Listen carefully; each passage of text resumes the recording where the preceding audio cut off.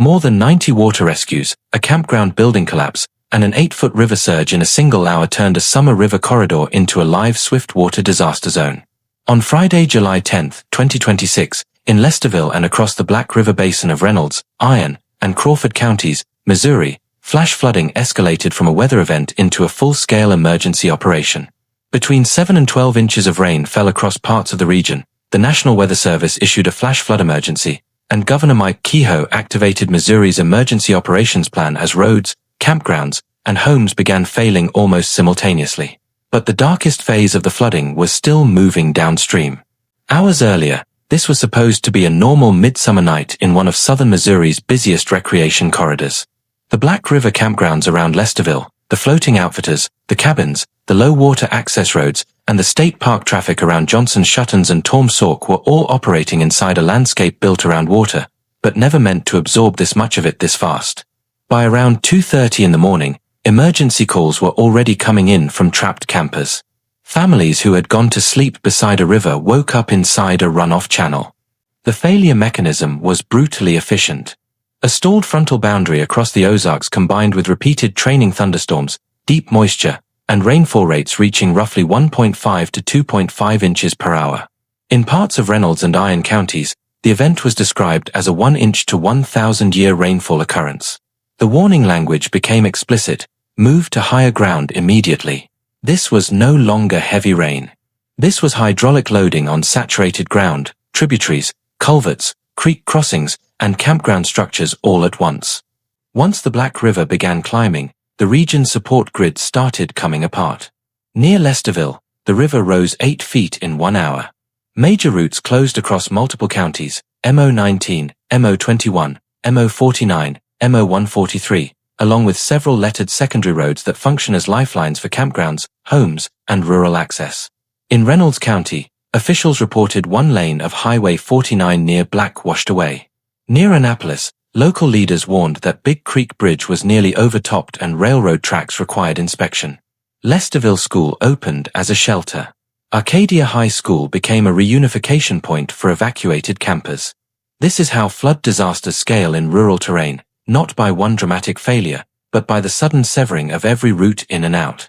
The most volatile moment came when a campground building on the Black River near Lesterville gave way after people had climbed onto its roof to wait for rescue.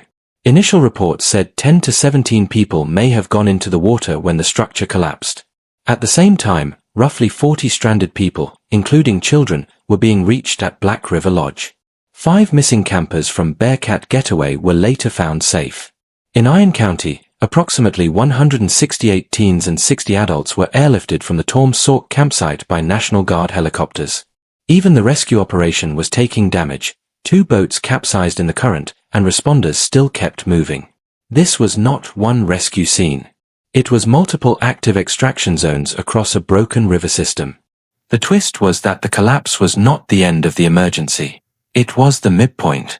Forecast guidance still called for additional heavy rain over already saturated ground, with another 1 to 3 inches possible in places and locally higher totals, while state officials warned the threat would continue through the weekend.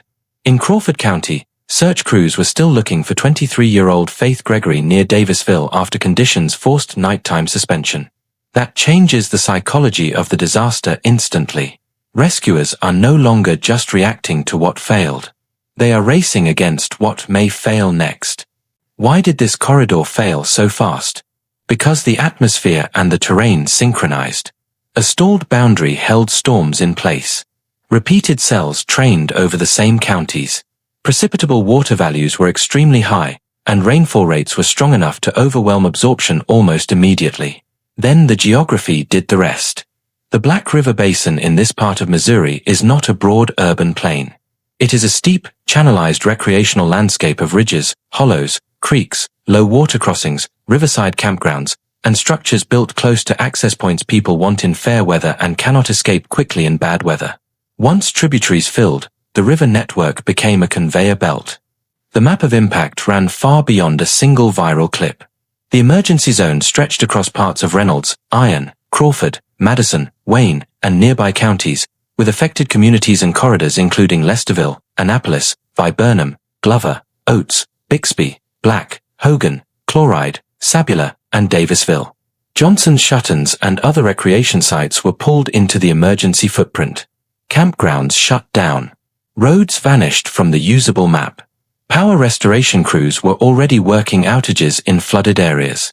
And because this was peak summer recreation season, the damage was also economic. Float traffic, campground revenue, local access commerce, and weekend tourism all stopped the moment the river corridor became inaccessible. By the end of the first operational cycle, everyone previously unaccounted for in Reynolds County had been located, but the flood was not finished with the region. Search efforts in Crawford County were still active. Additional rain was still in the forecast. Roads and culverts still required inspection. Campgrounds and park corridors still faced closure, and shelters were still absorbing displaced residents and separated families. What happened in southeastern Missouri was not simply a dramatic flood video. It was a real-time systems failure across weather, terrain, transport, utilities, and human decision windows. Recovery will not be measured by when the water drops. It will be measured by when the corridor can be trusted again.